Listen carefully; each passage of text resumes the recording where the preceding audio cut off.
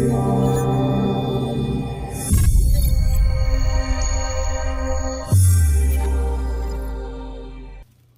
I'm Dustin Hurst, Communication Director at the Idaho Freedom Foundation. I'm at the Idaho Capitol today, hanging out with a much relaxed Senator Cliff Bear. He's not sporting the tie, and he calls this his millennial shirt. I'm not sure what that's about, but I as a millennial, I do approve of this.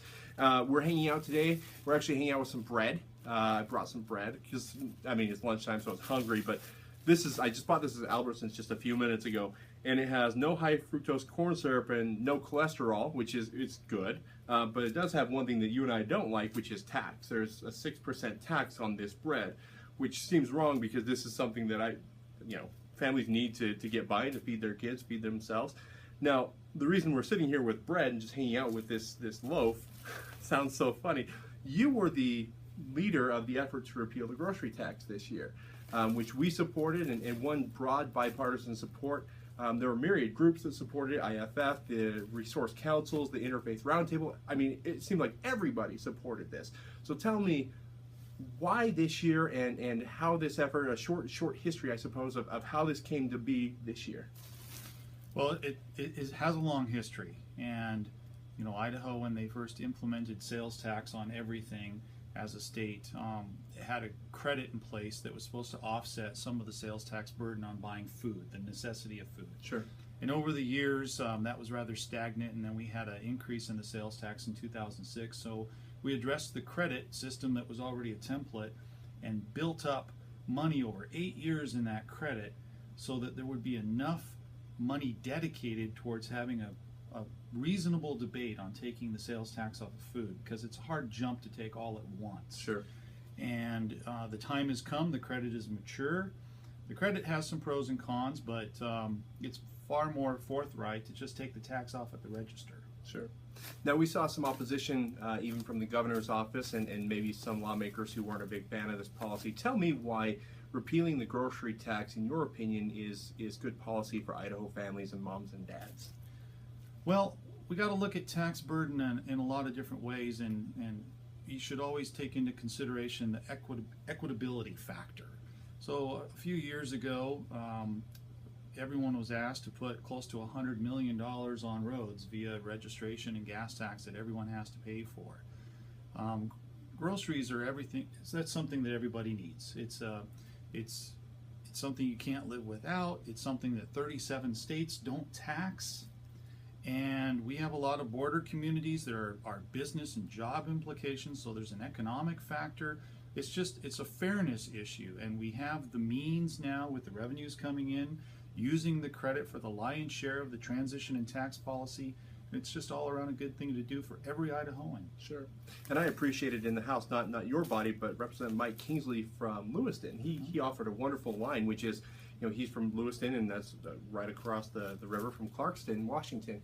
And he said, my residents on payday are exactly one bridge away from no sales tax on their food. And when they take their money for food out, they also take their money for other things, because you don't just buy food. You don't just buy wonderful potato bread that's cholesterol free.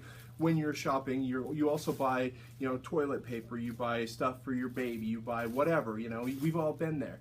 And so there are revenues that we don't even understand that will come back to Idaho if we can draw those jobs and those shoppers back to our state. Is that a correct understanding? That's very accurate. That's a very poignant facet of this whole policy, because Idaho has a lot of border communities. We have demonstrations of stores that have closed in the last decade or two because it wasn't sustainable in that community. They go across the river, across the border, and you can't blame people for, especially trying to budget for a household to try to get the most for their dollar. A lot of that doesn't get reported as use tax, but yet the credit is on the income tax filing, so it's a little bit of a double whammy. But to your point, what's wrong with having Idaho businesses employing Idahoans, selling Idaho products to Idahoans? It seems common sense. It is. So yes, and all those other things in the grocery cart that are not food, we collect 6% on.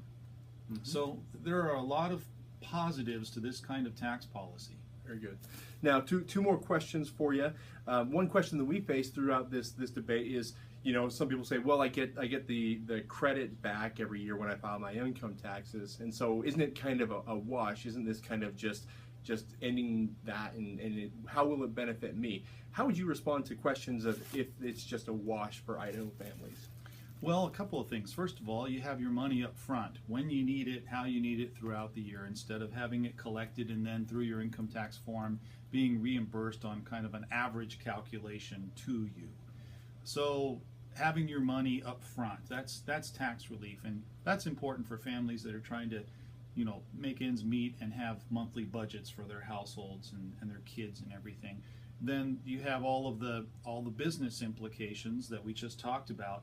But it's also a direct correlation to the tax policy in that family, because it varies a little bit on how you shop and what you're able to purchase, and so it's far more equitable, and it's just better policy. Sure. Well, I think that there are some families out there that you know, they have teenagers. I was a teenager once. I'm a rather large fellow. My mom, when my little brother and I left the house at the same time, I went to college. He went to college. I was a late bloomer, I suppose. And my mom remarked that they saved like $900 a month because of my little brother and I not eating at home.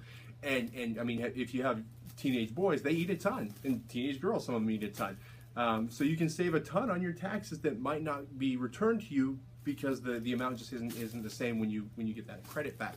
Now, we both know one of the obstacles in this whole debate was Governor Butch Otter has said that he didn't necessarily love the idea of repealing the grocery tax. Then now that the bill is on his desk and awaiting his consideration, his pen or his veto stamp, what can average Idahoans do? Because it's going to take all of us. It's really going to take all of us to get the tax off this bread. What can they do to rally support and let the governor know that it's time to end this tax that's immoral, and it hurts people in the lower income brackets, it hurts people in the middle income? How do they help you and help everybody else?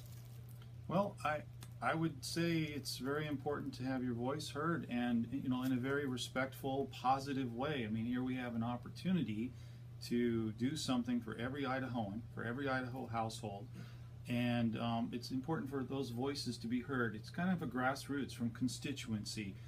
It's not through your stereotypical channels that happen in the policy arena and in the legislature. This is really more kind of common denominator of all of us in Idaho, and so you know, that positive support and the recognition of the potential things to be gained living in Idaho and for our businesses, but more importantly, being an Idahoan, just plain and simple. I think that having that voice in a very, you know, professional, positive way helps. Good. So call the governor's office. It's 334-2100, I believe is the number. Well, I hope that's the number. If not, I'm going to do some serious edits with this. But I guess I did lie. There is one more question. Do you happen to have any peanut butter or jelly here? I'm sure we can come up with something. Okay. Thank you, Senator Bayer, and thank you for your efforts this year. I mean, what you did was not easy, but it was the right thing for Idaho families, and we appreciate that. Well, thank you very much. It takes a village. It really does. We're off to eat some sandwiches. See you later. Thank you.